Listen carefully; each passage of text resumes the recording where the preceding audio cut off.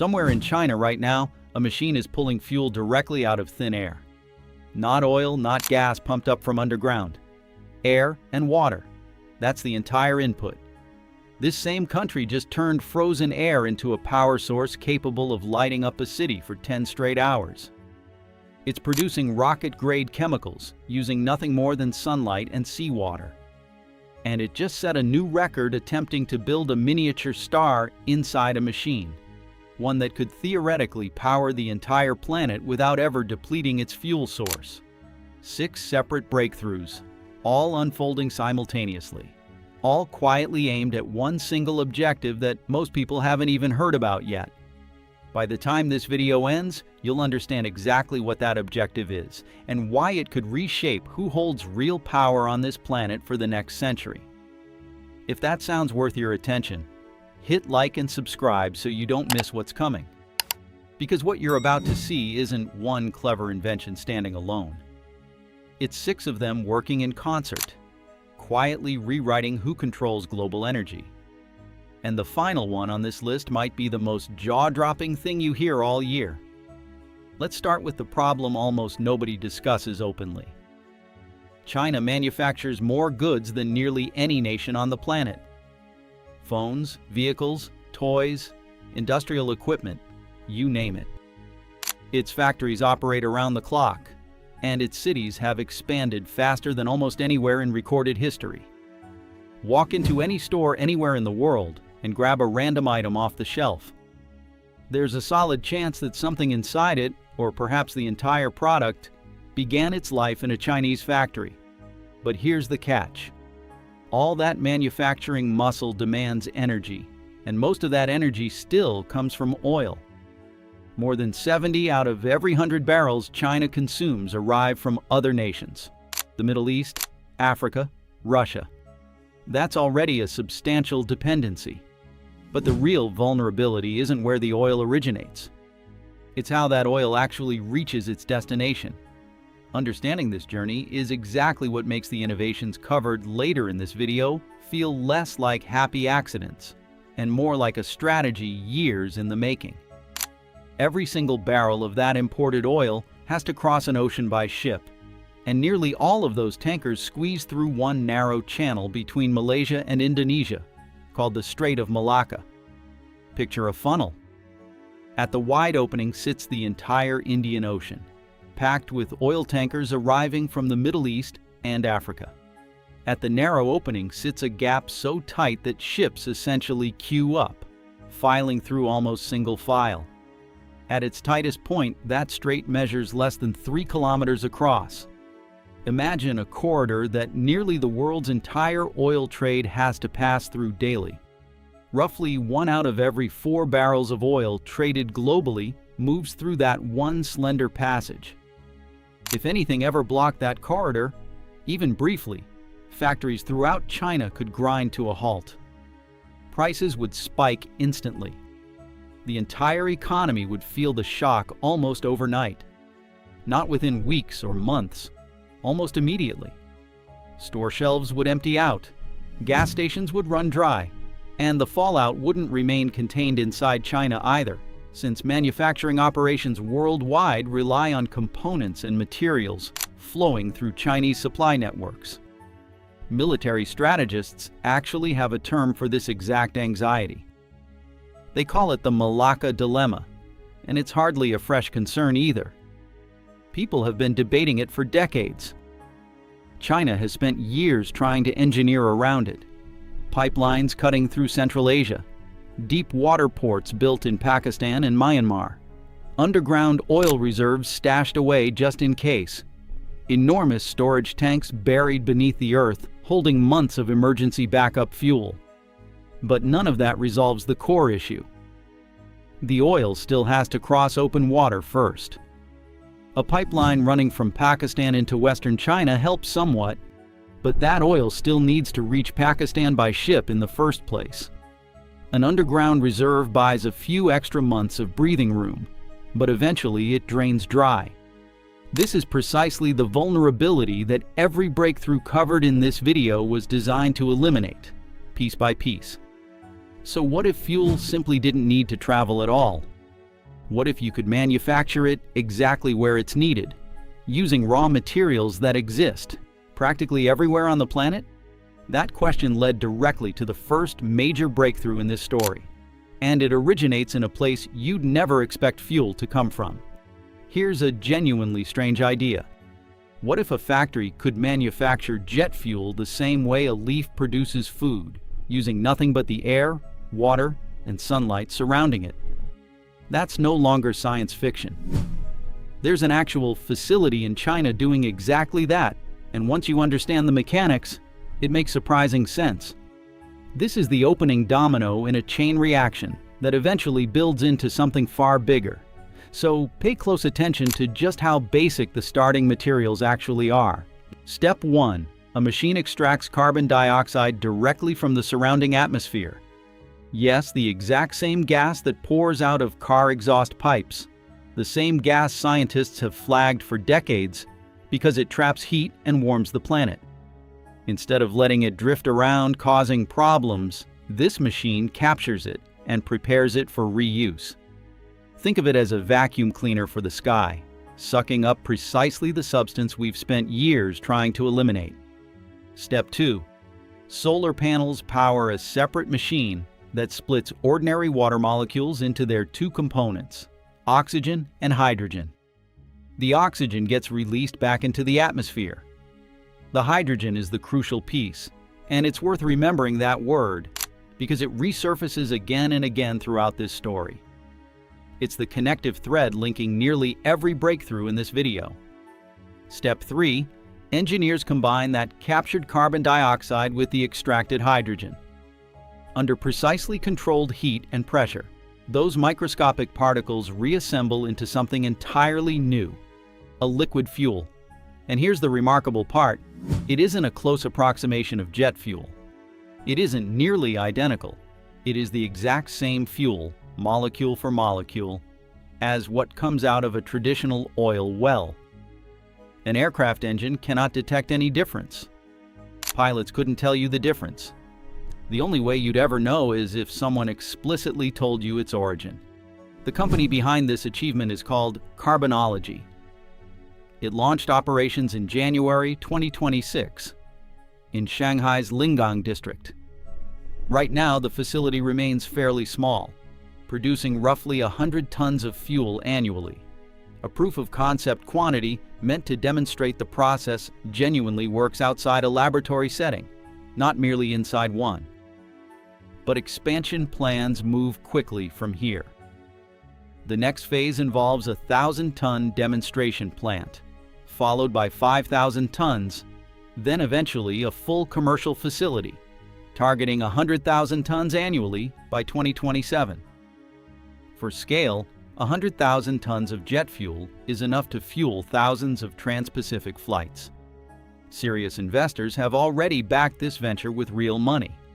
Sequoia China and the Yellow River Delta Investment Fund, names that have reviewed nearly every clean energy pitch imaginable, decided this particular concept deserved funding.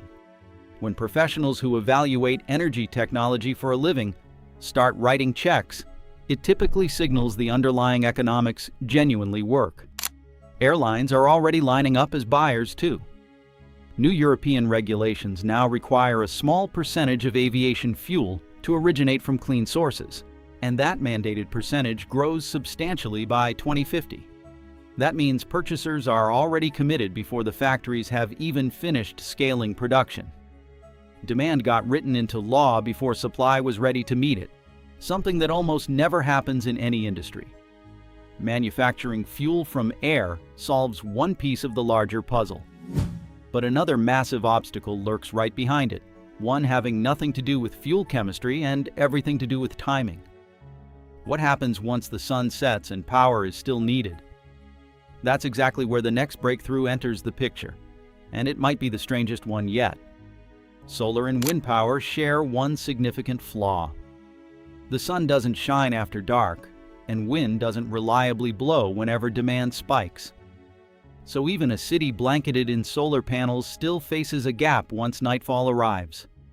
This gap represents one of the biggest reasons the complete energy vision this video is building toward has taken so long to materialize.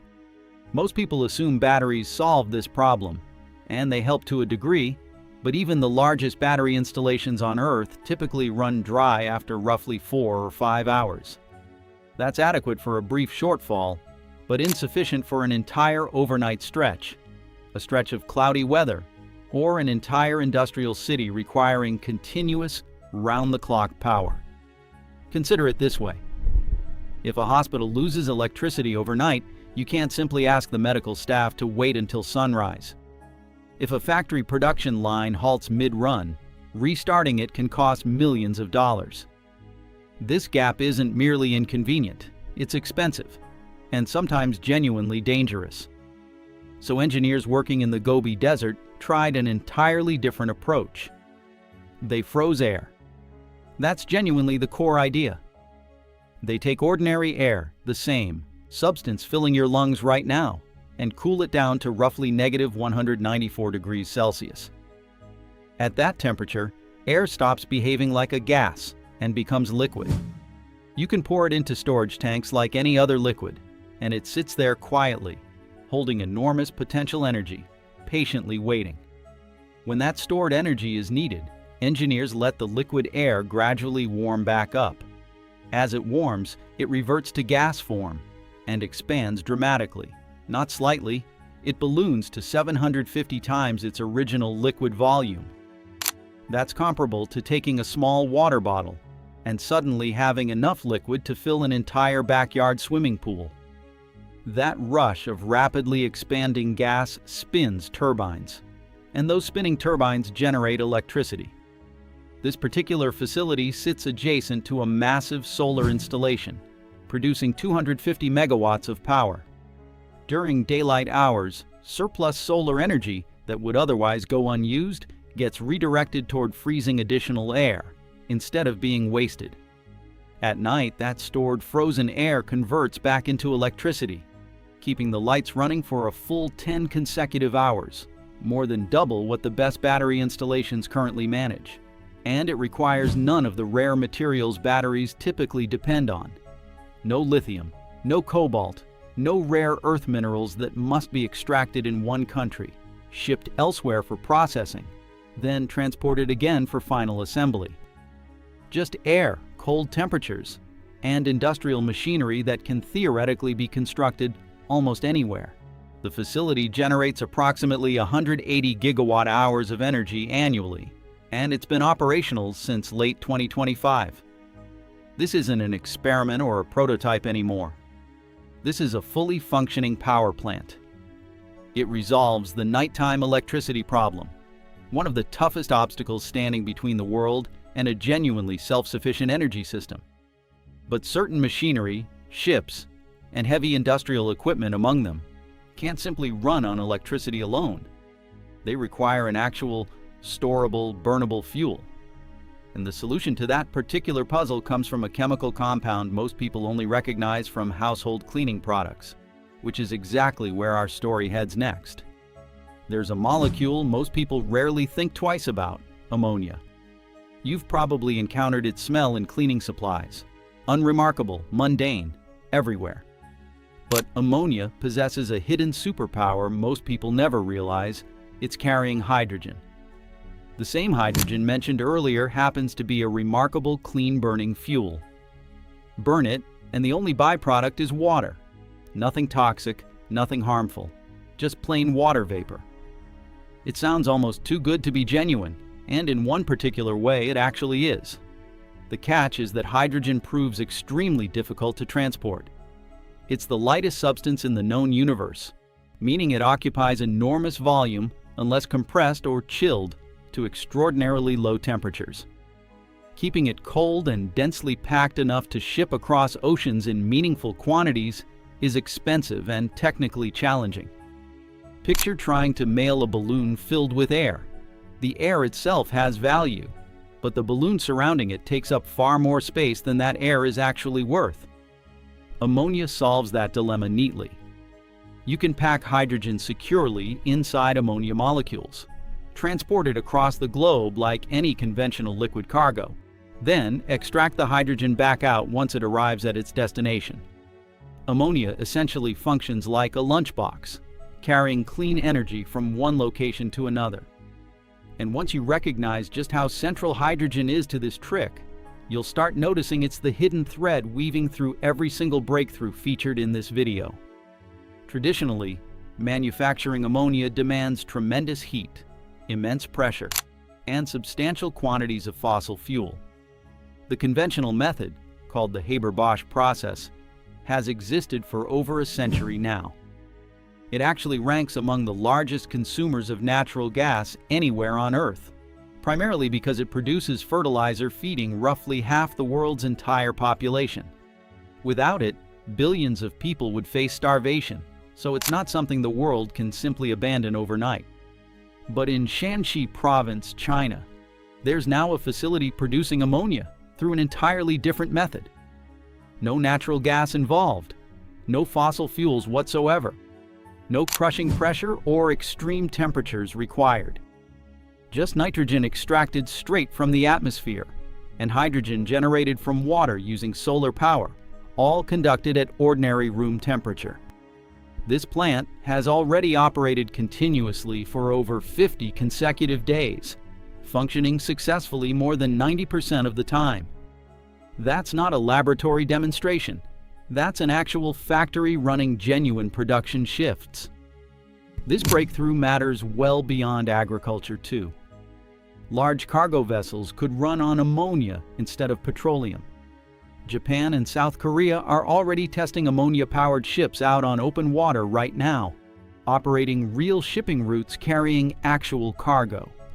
If the shipping industry, responsible for moving roughly 90% of everything traded internationally, shifts toward ammonia as its dominant fuel source, the oil currently powering those vessels becomes optional rather than merely cheaper. Optional. That single word changes everything about the equation.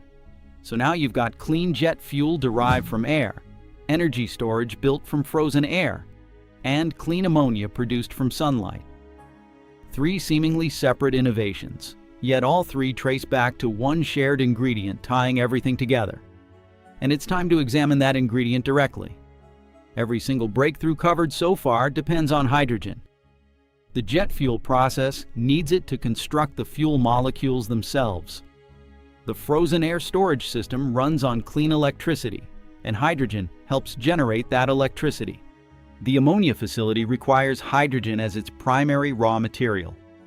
Hydrogen isn't just one component within this larger puzzle. It's the component connecting every other piece together.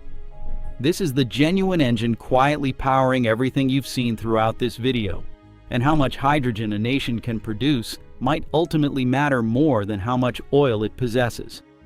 So the real question becomes, how much hydrogen can a single country actually manufacture?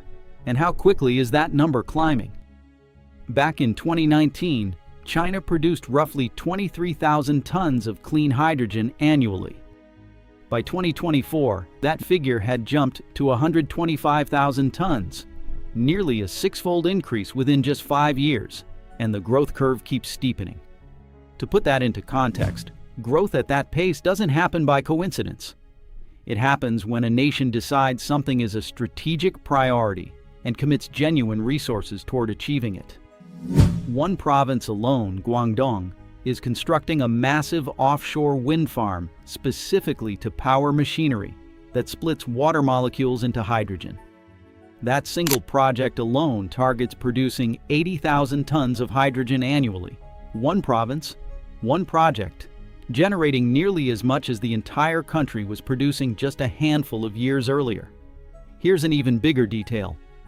China now manufactures roughly 65 out of every 100 machines used globally to split water into hydrogen. These devices are called electrolyzers, and they represent the essential hardware underlying this entire system, the equipment converting electricity and water directly into hydrogen fuel. Whoever manufactures that machinery effectively controls how rapidly this entire global transition can unfold, not merely domestically, but everywhere else purchasing the equipment too. Consider the implications. If a country in South America wants to transition toward clean hydrogen, they need electrolyzers. If a nation somewhere in Africa wants to build a green ammonia facility, they need electrolyzers. If a European airline wants access to synthetic jet fuel, the entire manufacturing chain begins with an electrolyzer. And most of that equipment will originate from a single country. China's government has even formally written hydrogen into national energy policy, granting it equal strategic importance alongside oil and natural gas. There's a genuine target aiming to make hydrogen cost competitive with oil within just a few short years, backed by enormous direct government funding. Billions of yuan committed to making this happen, treated not as an experimental research project, but as essential national infrastructure. Even established oil corporations are feeling this shift firsthand. One of the country's largest oil refining companies watched its profits fall by more than a third throughout 2025, not because energy demand dropped, but because alternative fuel sources began genuinely competing for market share. Their response speaks volumes. Rather than resisting the transition, they committed nearly 800 million yuan toward converting one of their aging fuel refineries into a clean jet fuel production facility.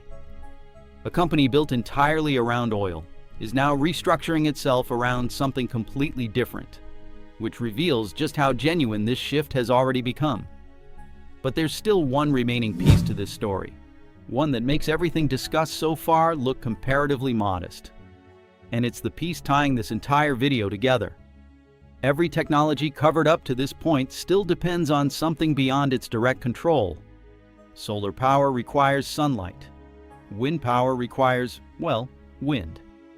Even the most sophisticated storage systems merely work around the underlying reality that energy supply isn't perfectly consistent around the clock. You can store surplus energy, stretch its availability, save it for later use. But you're still fundamentally chasing something inherently intermittent. So what if there existed a power source that simply never stopped generating? No sunlight required, no wind required, just constant uninterrupted power, day and night, regardless of weather conditions, regardless of season, regardless of geographic location anywhere on the map. Only one technology could theoretically accomplish that: fusion energy, the identical process powering our sun itself. Here's the basic concept. You take two extremely small atoms and force them together under extreme heat, temperatures exceeding even the sun's core temperature. When they successfully merge, they release a tremendous burst of energy. No harmful emissions released, no dangerous waste materials left behind afterward. And the fuel this process requires comes from hydrogen, which itself comes from water, and water covers most of this planet's surface. You could theoretically run a fusion reactor for centuries using merely the hydrogen contained within a single lake. China's primary fusion research device is called EAST, an acronym for Experimental Advanced Superconducting Tokamak. It's essentially a massive donut-shaped chamber lined with extraordinarily powerful magnets, holding a cloud of superheated plasma suspended in place. This year, it achieved a remarkable milestone, sustaining a stable reaction longer than any previous attempt anywhere on Earth. It surpassed what scientists call the Greenwald limit, a technical way of describing something that historically wasn't supposed to be achievable this easily. To be clear, fusion power isn't ready for everyday practical use quite yet. It remains years away from powering your household or charging your phone directly.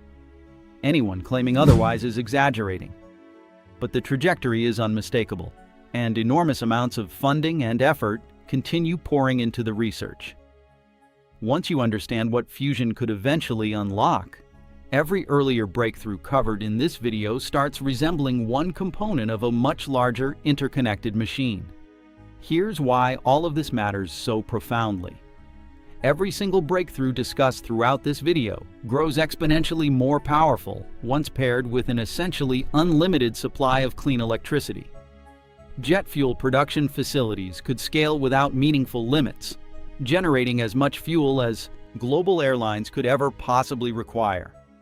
Hydrogen production could become nearly boundless, feeding continuously into ammonia plants, synthetic fuel factories, and power grids everywhere simultaneously. Frozen air storage systems could support entire electrical grids that never experience shortages because the electricity feeding them into storage never actually runs dry. Combine all of it together, and you arrive at something the world has genuinely never possessed before: a complete self-sustaining loop. You feed in air, water, and electricity. You extract fuel, industrial chemicals, fertilizer, and stored power in return. Nothing extracted from underground. Nothing requiring transport across oceans.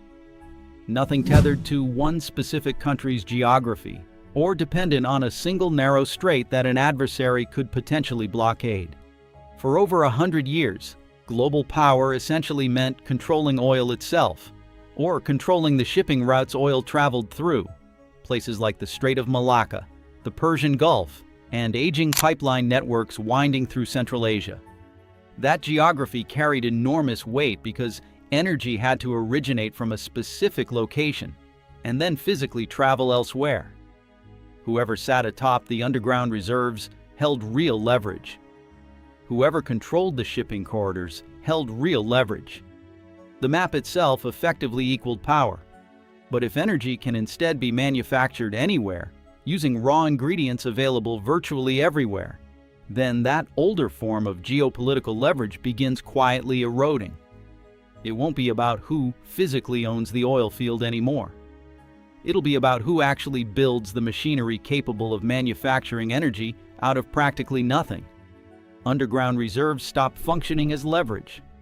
Strategic choke points stop mattering as much.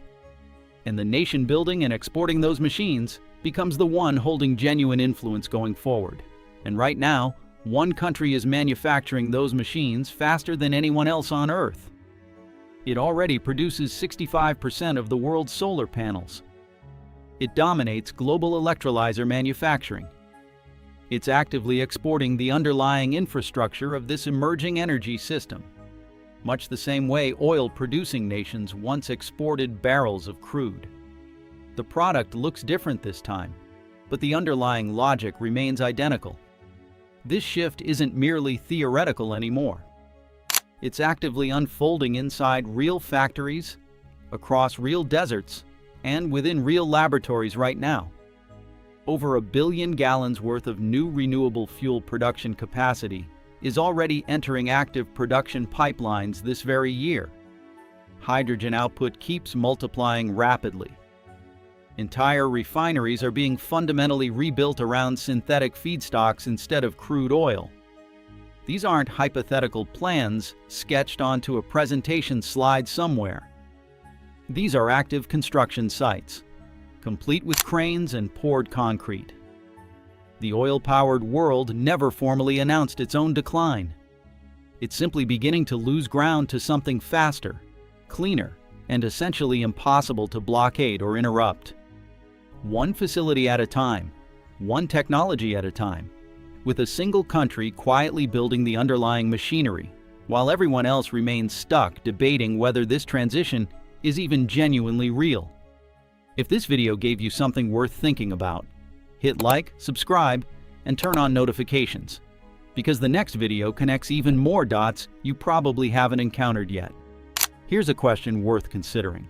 If energy really can be manufactured anywhere using nothing but air and water, which country do you think is least prepared for that kind of fundamental shift? Drop your answer down in the comments below.